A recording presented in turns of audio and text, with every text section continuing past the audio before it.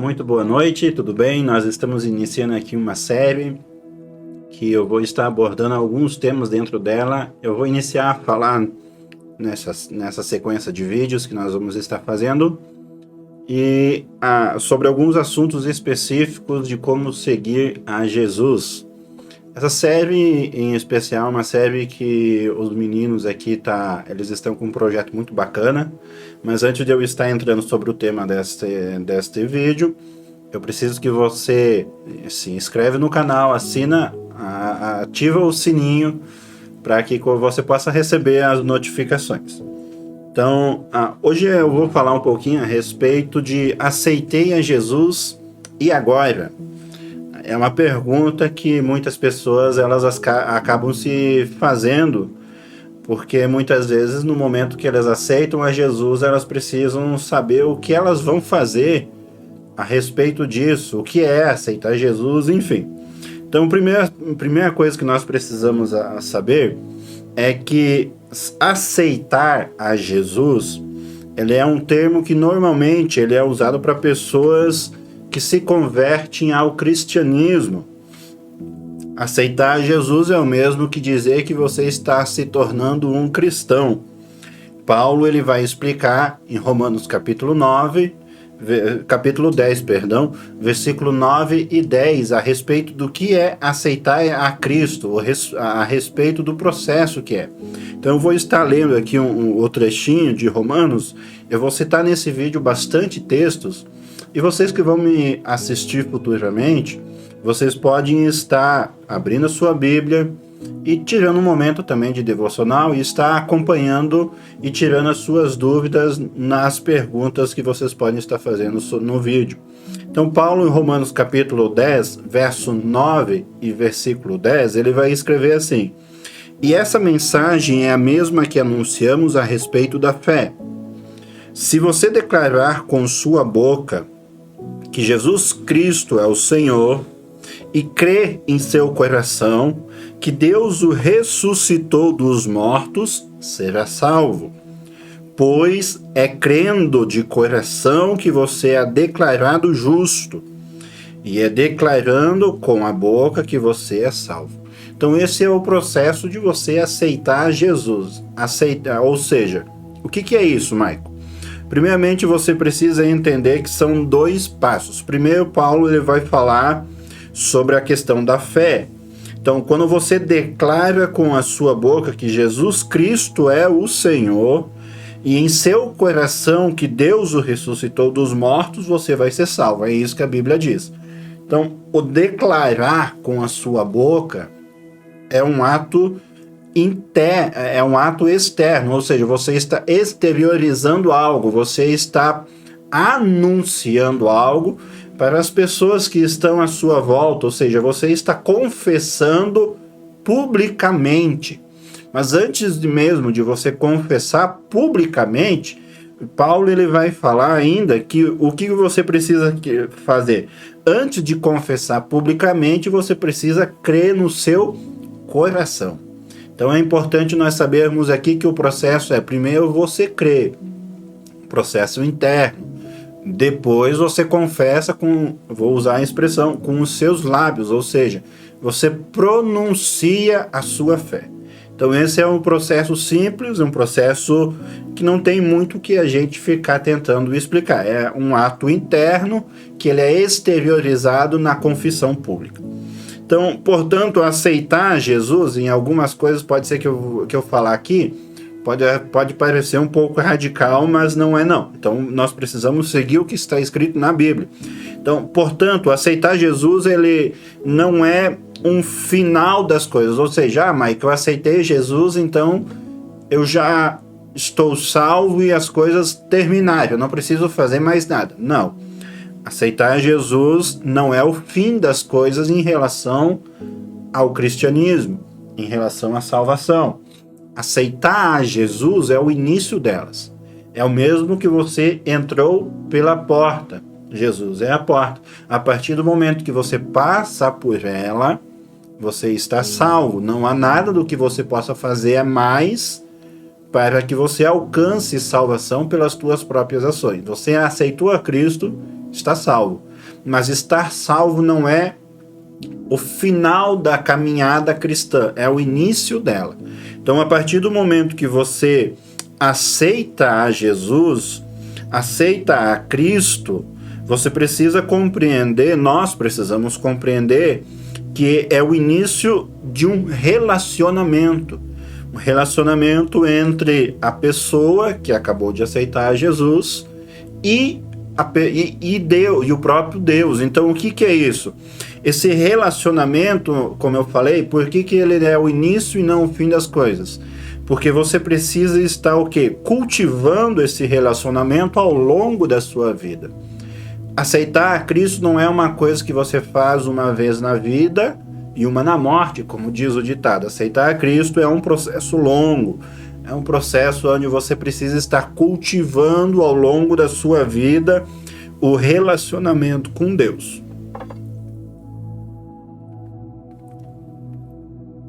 Aceitar Jesus é a porta da salvação.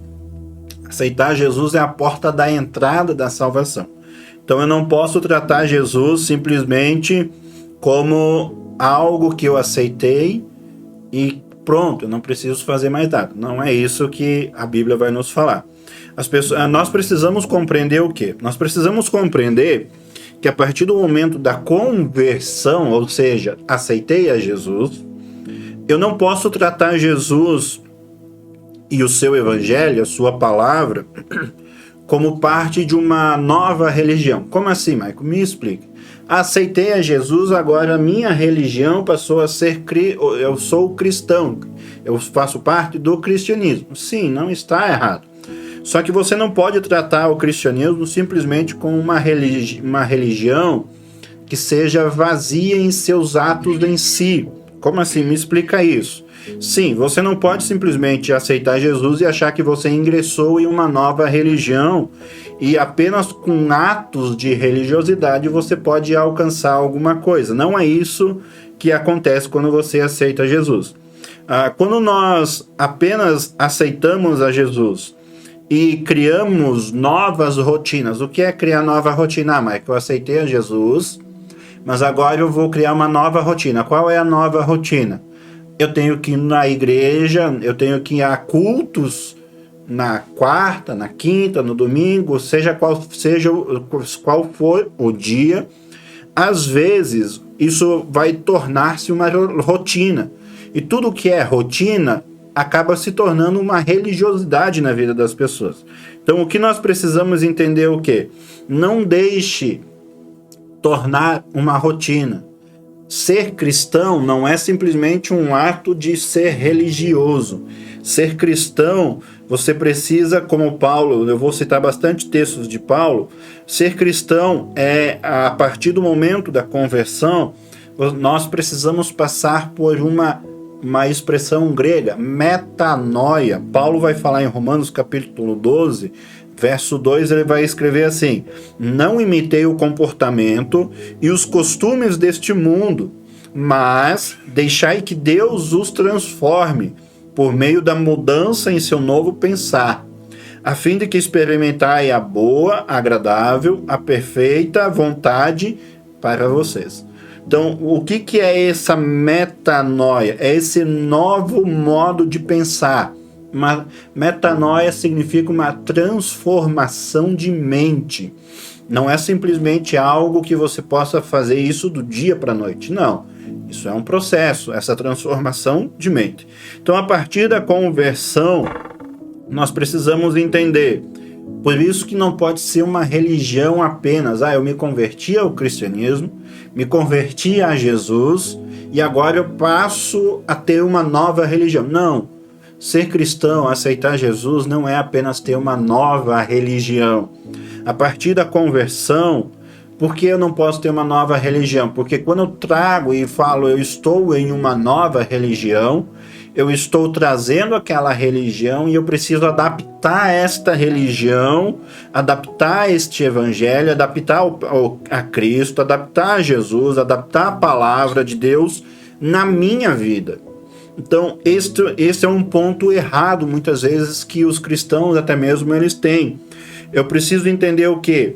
Que eu não tenho que adaptar adaptar as coisas à minha vida, mas eu tenho que adaptar a minha vida ao Evangelho. Ou seja, eu não vou mudar o Evangelho, eu não vou mudar a palavra de Deus, eu não vou mudar a visão sobre Jesus para que esta visão adapte-se à minha rotina, ao que eu penso que eu estou fazendo é certo ou errado. Ou seja, aquilo que eu estou pensando, ou seja, eu estou agora servindo a Jesus, eu estou agora seguindo a Cristo, e eu estou seguindo a Jesus, e agora eu vou adaptar a Bíblia, eu vou adaptar o Evangelho, eu vou adaptar esta nova religião na minha rotina, adaptar isso na minha vida, quando não é isso.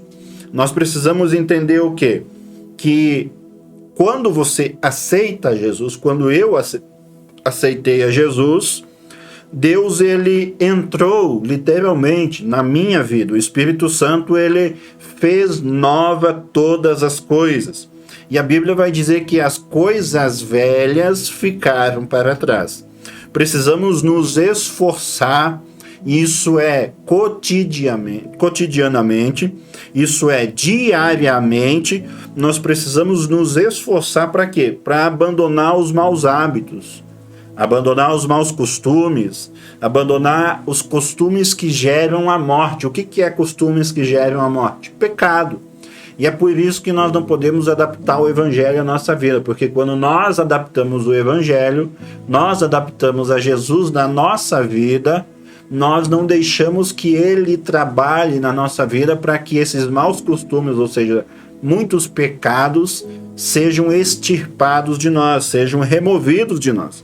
Então nós precisamos nos esforçarmos para abandonar os maus hábitos, para abandonar hábitos que geram a morte, ou seja, hábitos que geram o pecado na vida das pessoas, nas nossas vidas. Por que nós precisamos nos esforçar para isso?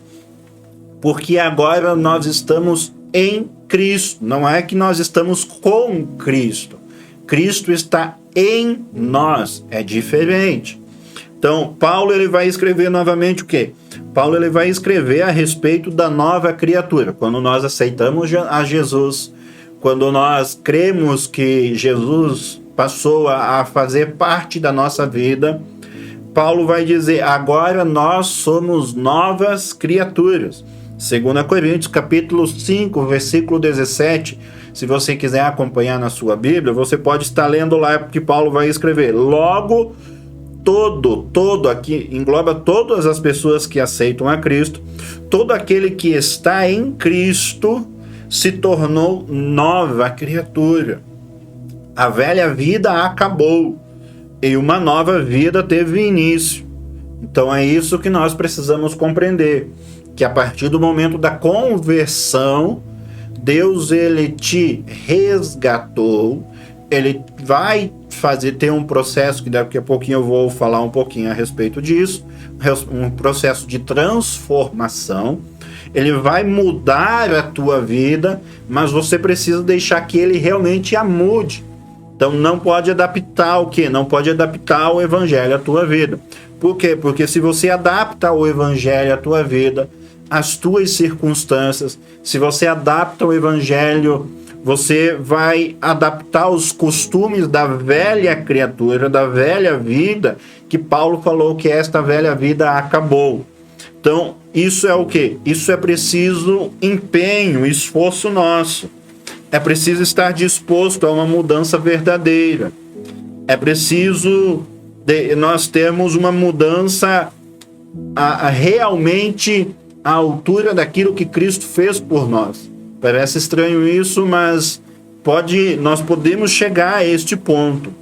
Então, aquela frase que muitas pessoas elas vão acabar usando: se você é velha, se você é nova criatura, você tem que abandonar os hábitos da velha criatura.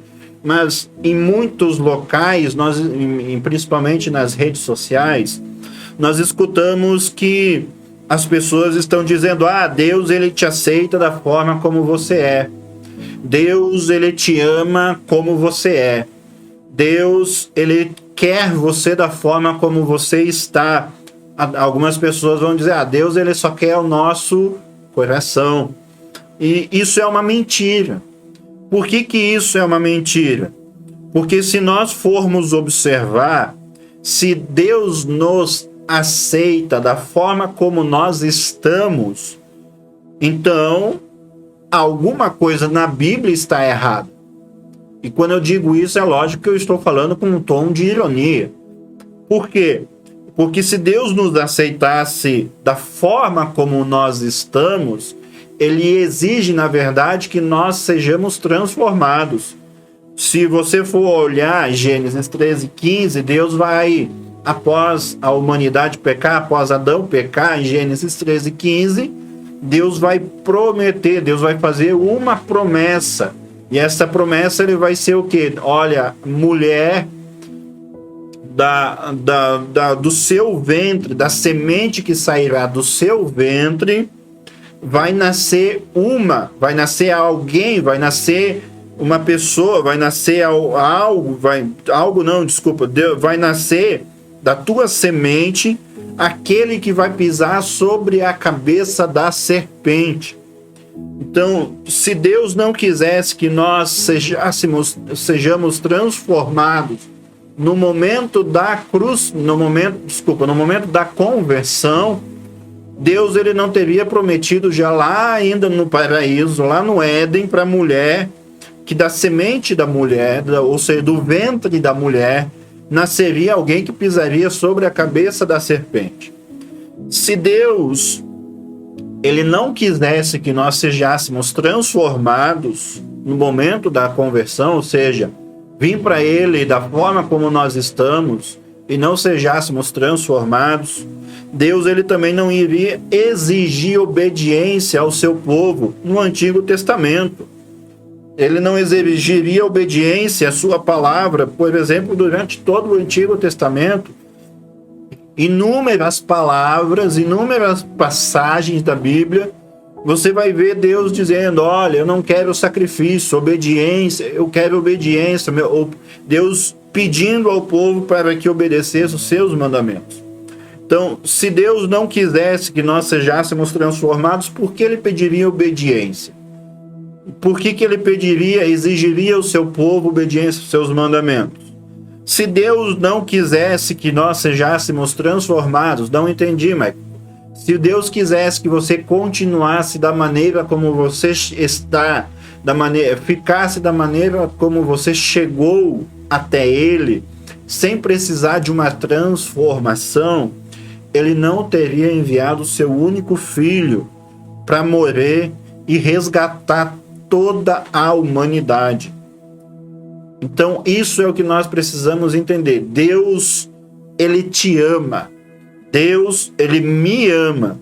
Por isso, e por esse amor infinito que Ele tem, Ele deu o seu único filho para que nós pudesse alcançar o resgate, a salvação. Então, Deus, Ele te ama. Deus, Ele me ama. E por Ele me amar e Ele te amar, é que Ele não aceita você ficar da forma como você chegou até Ele. Precisamos o quê? Precisamos ser transformados. Então, dentro desta pequena introdução que eu trouxe aqui, nós podemos entender o quê? Que Deus, Ele deu a sua vida por você. Nós já entendemos o que é aceitar Jesus, que está lá em Romanos capítulo 12, Romanos capítulo 10, versículo 9 e 10. Nós já vimos que Paulo vai falar que a partir do momento que nós aceitamos a Jesus, nós somos uma nova criatura.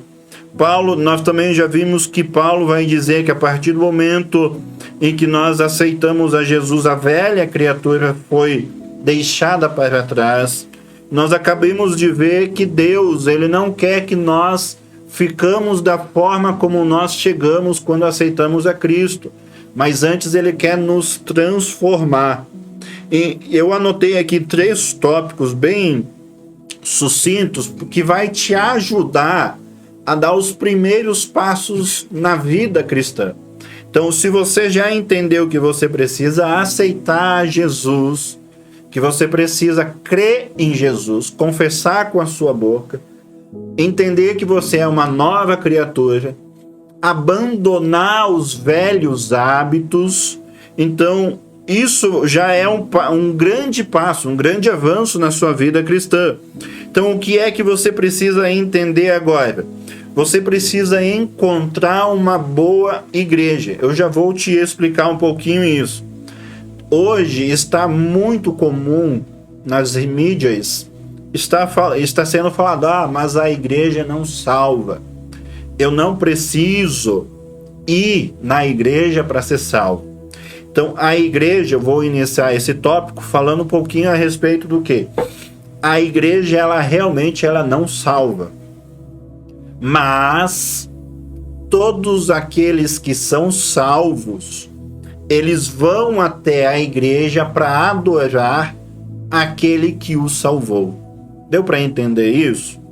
Então, se você conseguiu entender isso, comenta aí embaixo nos vídeos, nos comentários, a respeito de qual é o seu pensamento a respeito desse tema. Encontre uma boa igreja, ou seja, a igreja não salva, mas você precisa ir na igreja para adorar aquele que te salvou. Então, é inquestionável, eu já coloquei aqui uma palavra, é inquestionável o fato de que a salvação é apenas por Cristo e nada mais. Não há nada daquilo que você possa fazer deixa eu agora explicar isso. Não existe obras, não existe nada daquilo que eu ou você possamos fazer em obras que possa nos salvar. Isso é bem claro em todo o Novo Testamento. Então, as obras não salvam. É isso que eu estou afirmando. Isso é um fato inquestionável. Mas, com toda certeza, apesar de ser apenas Cristo, então você pode se perguntar, mas então por que eu vou na igreja? Se eu sou salvo por Cristo. E aí é isso que nós vamos comentar um pouquinho essa noite. Então, você com certeza já deve ter escutado essa frase: não é preciso ir na igreja para ser salvo. Então vamos pensar um pouquinho a respeito dessa afirmação de que as pessoas muitas vezes estão dizendo: eu não preciso ir na igreja para ser salvo. Lembrando que o tópico sobre este debate é: encontre uma boa igreja para te ajudar. Então, em primeiro lugar, é preciso entender que quando aceitamos a Cristo, nós passamos a fazer parte de um novo corpo. Eu vou explicar exatamente isso para não deixar nenhuma dúvida para quem possa estar assistindo. Então, a Igreja de Cristo não é uma instituição com CNPJ. Então, é isso que nós precisamos entender. A Igreja de Cristo não é uma instituição com CNPJ. Não é a igreja que eu estou falando aqui, é a igreja invisível. É a igreja, como dentro da teologia nós temos uma expressão, a igreja mística. A igreja que não é palpável. É a igreja de Cristo, ela é finitamente maior. Ela é composta por povos, ela é composta por todas as nações, ela é composta por tribos, línguas. Olha o que está escrito em Apocalipse, capítulo 7, versículo 9, que diz assim, ó: depois destas coisas, olhei, e eis que uma grande multidão que ninguém podia contar, de todas as nações, tribos, povos e línguas, que estavam diante do trono e na presença do Cordeiro, trajando compridas vestes brancas e com palmas nas suas mãos. Vamos dar uma ênfase aqui. Então, o que é a igreja mística de Cristo? A igreja mística de Cristo é a igreja universal. Não é a instituição Igreja Universal, para deixar bem claro. É a igreja universal, ou seja, é os crentes de todas as épocas, desde a época de Cristo até o momento do arrebatamento da igreja. Então, esta é a igreja mística. Então, Paulo ele vai falar o quê? Que esta igreja ela não pode ser uma igreja minúscula, ela é uma igreja finitamente maior, e ela é composta por todos os... Desculpa, João ele escreveu em Apocalipse, ela é composta por o quê? ela é composta por todas as nações, todas as tribos, todos os povos e todas as línguas. Esta é a igreja de Cristo. Então, Paulo, ele vai escrever a partir de suas cartas, o que ele vai estar anunciando. Paulo, ele vai afirmar muitas vezes que nós somos parte de um corpo. Eu falei anteriormente, que a partir do momento que aceitamos a Jesus, nós passamos a fazer parte de um novo corpo. Então, Paulo, ele vai falar muito bem a respeito desse novo corpo. João, em Apocalipse capítulo 7, ele vai falar quem são as pessoas desse corpo. Pessoas de todas as nações, tribos, povos e línguas. Então, o que é este corpo? Paulo, quando nós olhamos para as suas cartas, ele vai identificar o que é esse corpo. É lógico que a gente não tem tempo aqui para estar falando todos os conteúdos, todos os apontamentos do apóstolo Paulo a respeito do corpo de Cristo, do corpo que é a igreja, o corpo de Cristo, a família, aqueles que pertencem à família de Deus. Então, alguns textos eu vou poder estar falando, lendo, explicando, e vocês podem compreender um pouquinho. Então, quando nós aceitamos a Jesus, fomos aceitos por ele, nós passamos a fazer parte da família de Deus. Se nós fazemos parte da família de Deus, essa parte da família é ser membros de um corpo. Então vamos lá. Paulo, Romanos capítulo 12, verso 4 e 5, ele vai escrever assim: pois, assim como em um corpo temos muitos membros, e nem todos os membros têm a mesma função, assim nós muitos, ou seja, nós muitos, somos um só corpo em Cristo, e individualmente uns dos outros. Então vamos lá, outro texto que Paulo vai falar a respeito desse tema, sobre nós sermos o quê? Nós sermos corpo de Cristo, o corpo que compõe a igreja de Cristo, melhor dizendo. Paulo vai escrever em 1 Coríntios capítulo 6, versículo 15, ele vai dizer o seguinte: vocês não sabem que o corpo é na realidade membro de Cristo? Acaso um homem deve tornar seu corpo, que faz parte de Cristo, e unir-se a uma prostituta? De maneira nenhuma, ele vai afirmar. Ainda em 1 Coríntios capítulo 12, versículo 12, Paulo ele vai escrever também esse texto aqui, ó. Porque assim como o corpo é um, e muitos membros, e todos os membros do corpo, embora muitos, formam um só corpo, assim também é Cristo. Por que, Maico, você está citando esses textos? Daqui a pouquinho, quando eu terminar de ler os textos, eu vou explicar por que eu estou dizendo isso. É justamente para refutar aquele pensamento de que não é preciso ir na igreja para ser salvo. E lembrando que esses são os passos de aceitei a Jesus e agora. Então, aceitei a Jesus, você teve a fé no seu coração, você creu no seu coração, você testificou, você comunicou que você aceitou a Jesus, é um ato público. Após isso, você foi transformado em uma nova criatura. Após você ser transformado em uma nova criatura, as coisas velhas ficaram para trás. E Paulo ele vai falar então o quê? Que você faz parte de um corpo. Isso tudo eu estou falando novamente é para refutar o pensamento de que você não precisa ir em uma igreja para ser salvo. Então vamos lá. 1 Coríntios capítulo 12, versículo 27, Paulo também vai escrever o quê? Paulo ele vai escrever o seguinte: ora, vós sois corpo de Cristo, e individualmente seus membros. Esse texto aqui eu preciso explicar um pouquinho ele, porque esse é um dos textos que muitas pessoas vão acabar usando de forma errônea, mas ele é um texto que é muito importante para você entender que você é um membro individual no corpo de Cristo. Então vamos lá. É muito importante explicar esse versículo, por quê? Porque para nós não termos esta interpretação errada, errônea dele, então o que significa? Quando Paulo ele está falando assim, ó, como um todo, ora, vós sois. Ele está falando como um todo. Então, como um todo, Paulo ele está falando a respeito do corpo de Cristo no total, na sua totalidade. O corpo de Cristo.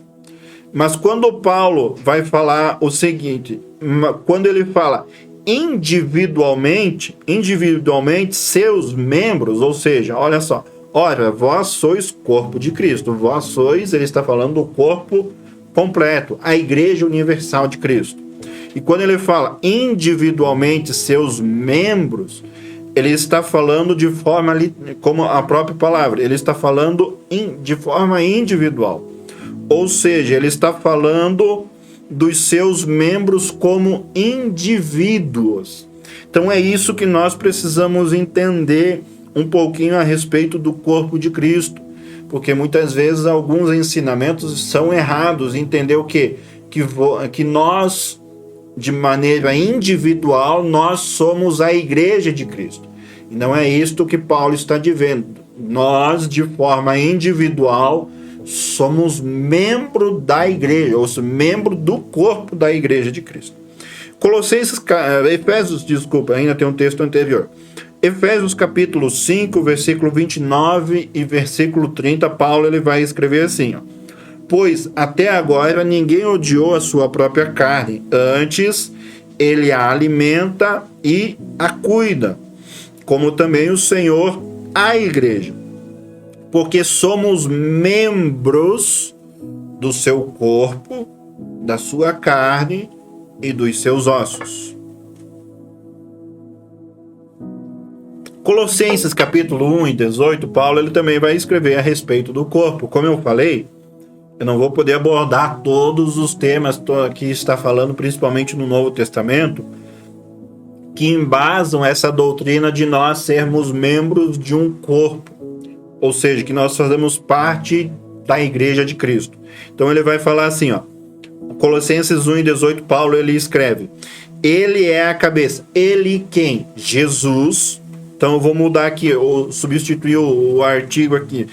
Desculpa, eu vou substituir o sujeito aqui. Ele por Jesus é a cabeça, porque esse é o contexto que esta palavra está dizendo. Jesus é a cabeça do corpo, que é a igreja. Olha só, Jesus é a cabeça do corpo. Quem é o corpo? Paulo vai falar, a igreja. Ele é o princípio supremo sobre os que ressuscitam dos mortos. Portanto, ele é o primeiro em tudo. Então aqui Paulo ele vai mais claro que isso é impossível. Ele vai falar, olha só, o corpo é a igreja. Um corpo é formado por diversos membros. Então eu, de maneira individual, o ensinamento que muitas vezes é falado, é passado de maneira errônea, é o quê? De que eu, de forma individual, eu sou igreja. Eu não sou igreja de maneira individual. Eu me torno a igreja quando eu estou ligado ao seu corpo.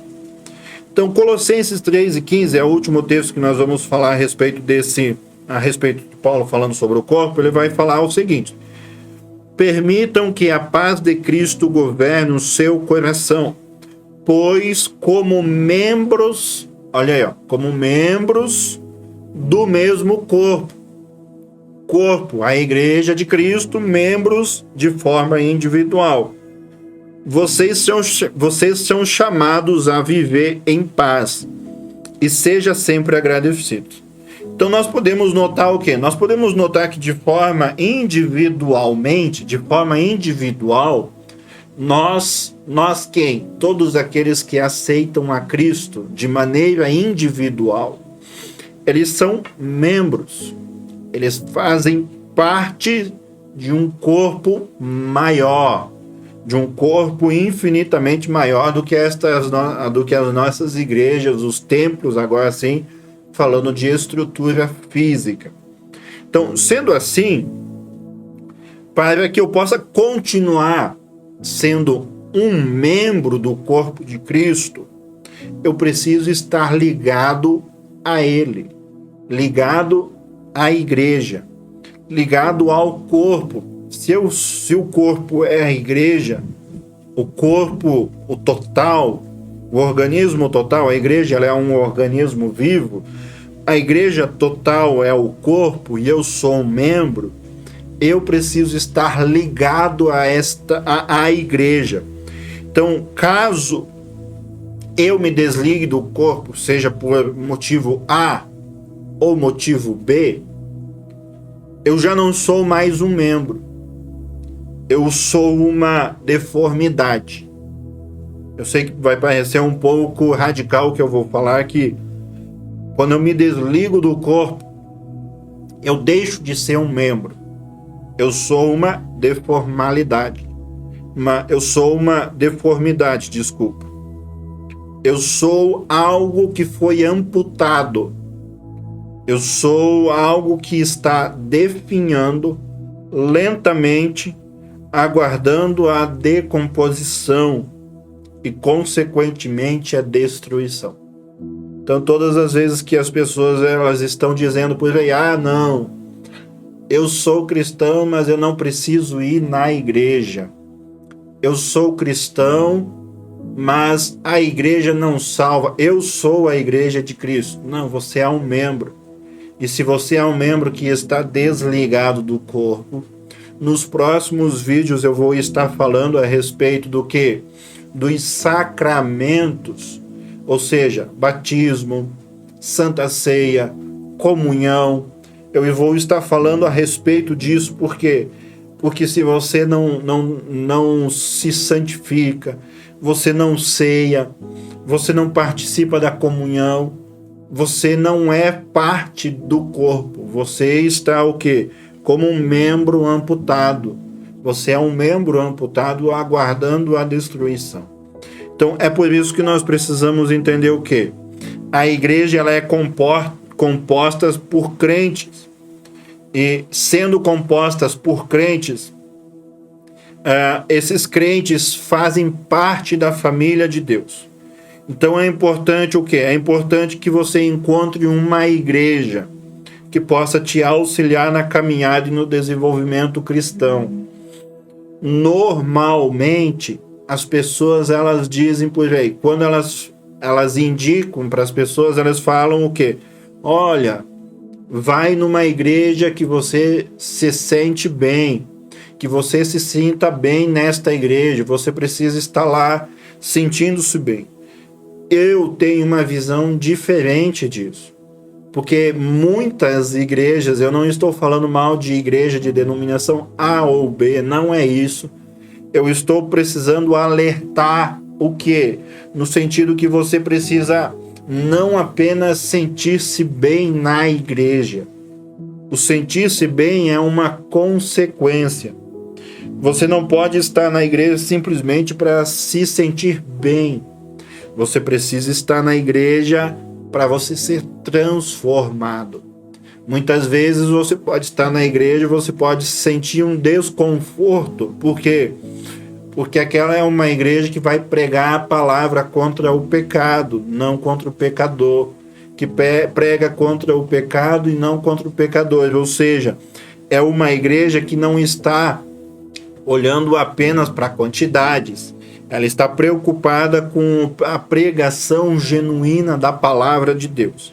Então, primeira coisa, quando você for escolher uma igreja, é o que? É entender que você precisa ir atrás de uma igreja que ela tem como base a Bíblia, a palavra de Deus. Quando você está na igreja, eu vou falar a respeito de 3 pontos importantes, de 3 motivos importantes de você estar indo na igreja. Então vamos lá.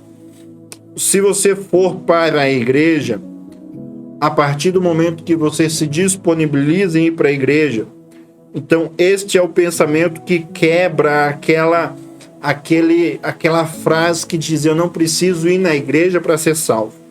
Então, os textos de Paulo falando que eu, de forma individual, que você, de forma individual, você não é a igreja, você não é o corpo, você é um membro do corpo. Então, esses textos são só alguns textos, é a ponta do iceberg, como a gente gosta de brincar. É apenas alguns textos que mostram que você precisa estar ligado no corpo. E tem que lembrar que o corpo é a igreja de Cristo. Então, a igreja ela é composta por crentes que fazem parte da família de Deus. Você precisa procurar uma igreja o quê? Que esteja respaldada na palavra de Deus. Que não passa a mão só na cabeça das pessoas para agradar elas. E que não exige nenhuma transformação. É isso, é simples. Então, a igreja ela é composta pela família de Deus, e esta família de Deus, esta igreja que você vai encontrar, ela vai te auxiliar na sua caminhada cristã, no seu desenvolvimento cristão.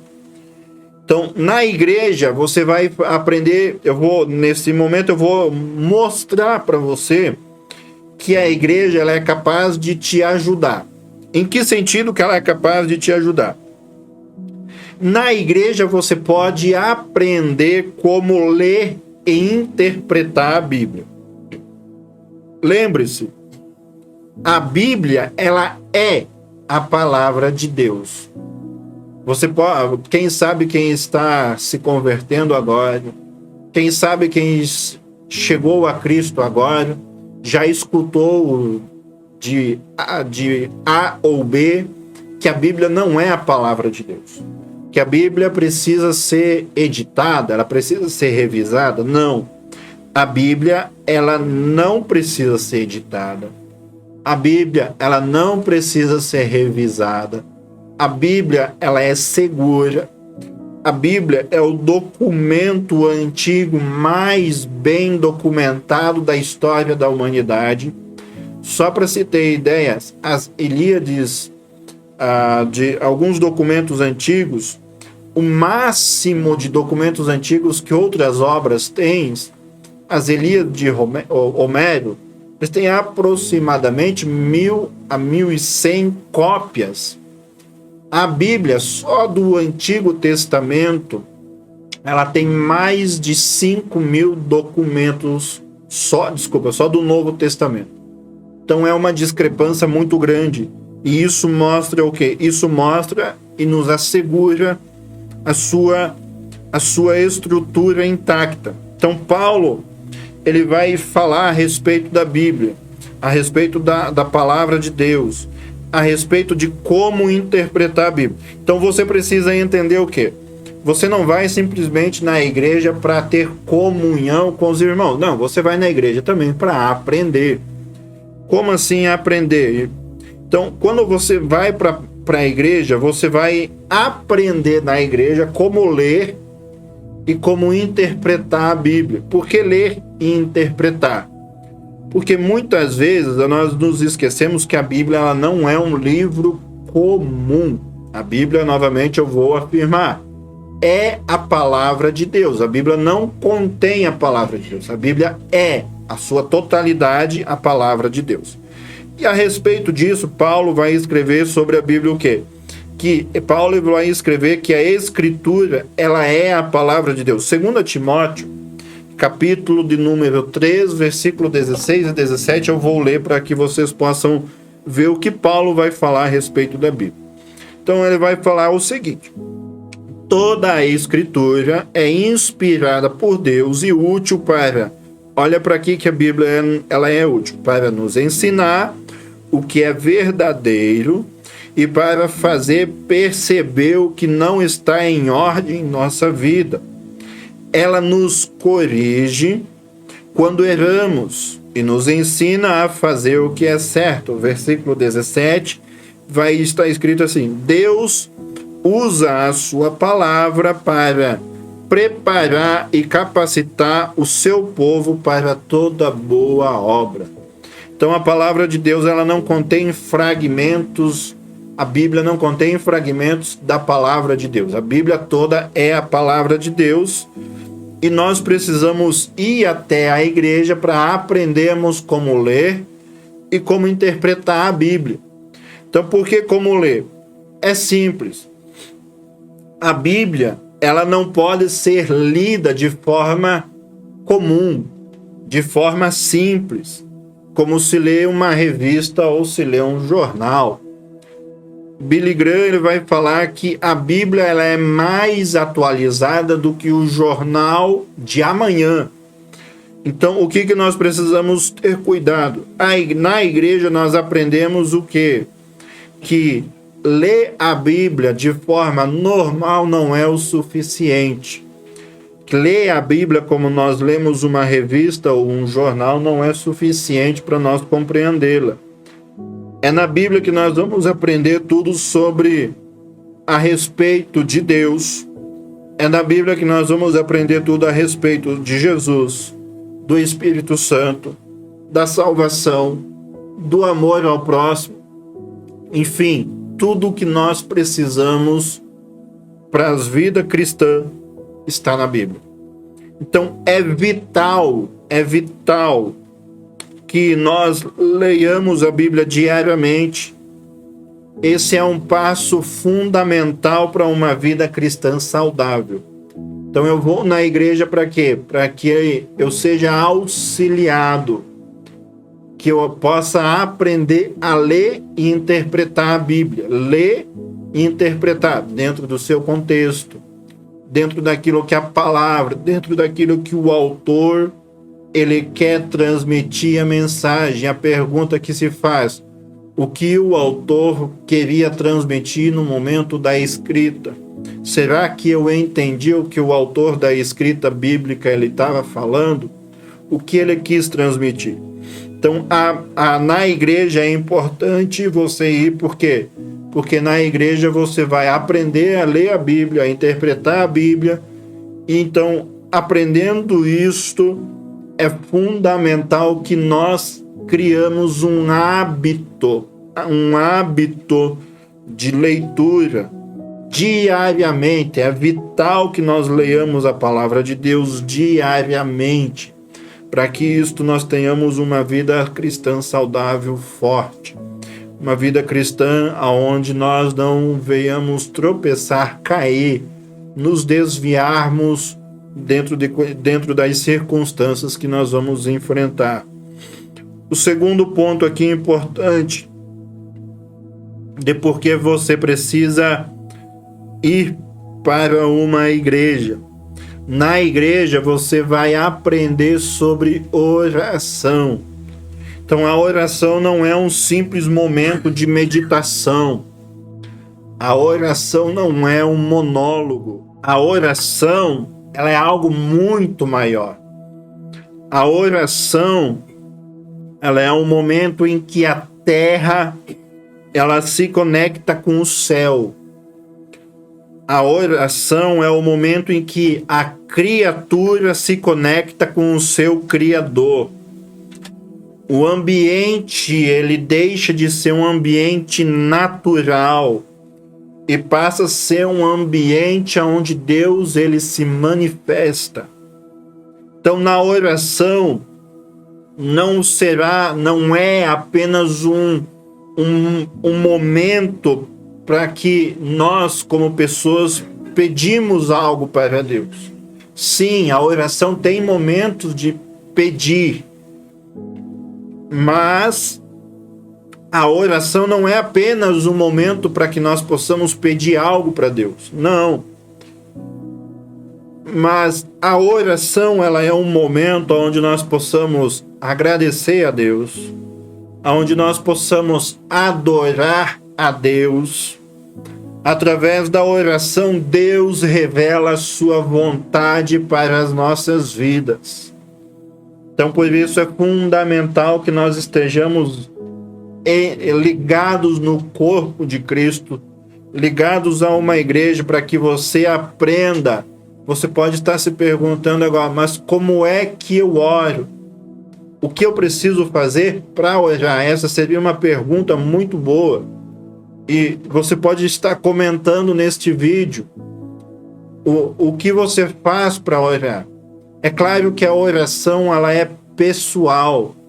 Se você gosta de orar durante o dia, tem pessoas que gostam de orar durante a madrugada, tem pessoas que gostam de orar em diferentes tempos. O que nós precisamos entender é que não é quando nós oramos, não é quanto nós oramos, mas é com quem nós falamos.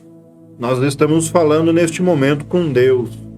Então eu convido a você a fazer uma oração neste momento onde você está. Se você vai assistir esse vídeo e ainda não tomou uma decisão de confessar a Cristo como Senhor e Redentor da sua vida, Senhor e Salvador da sua vida, este é um momento onde você pode estar falando. A oração não é um ritual vazio, a oração não é um monólogo, é um diálogo que você tem com Deus. Então, na oração, Deus revela a sua vontade para as nossas vidas. Então, a pergunta muito útil que pode ser feita: como eu oro? Olha, não existe um passo a passo para a oração.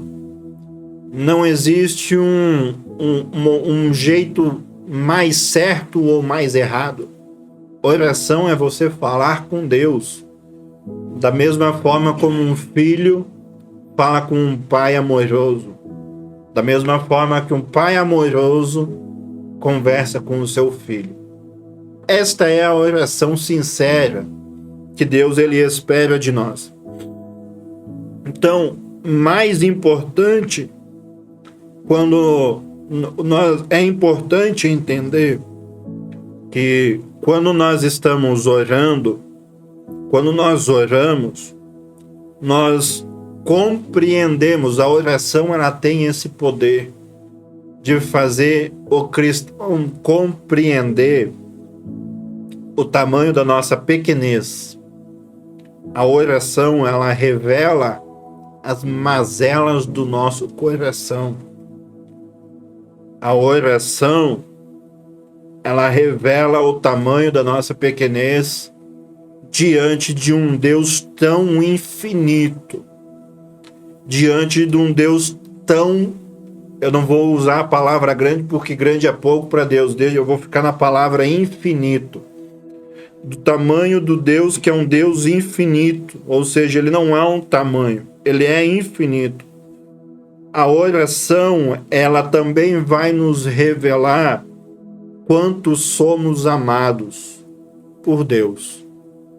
Tudo que ele fez, tudo que ele faz e tudo que ele vai fazer, ele busca, ele buscou, ele busca e ele continuará buscando o relacionamento com os seus filhos. Então, na igreja você vai aprender a oração. Na igreja você vai aprender o papel fundamental da oração. Na igreja, o terceiro e último passo que eu vou encerrar é: na igreja você vai aprender sobre a adoração. João 4:24 está escrito: pois Deus é Espírito, e é necessário que os seus adoradores o adorem em espírito e em verdade. A adoração não é um simples ato de agradecer a Deus. Não é um simples ato de agradecer a Deus por aquilo que ele faz. A adoração precisa ser um ato sincero. Ela precisa ser um ato puro. Ela precisa ser um ato puro de agradecimento a Deus por quem ele é. Você não adora a Deus simplesmente por aquilo que ele faz, mas você precisa adorar a Deus por quem ele é.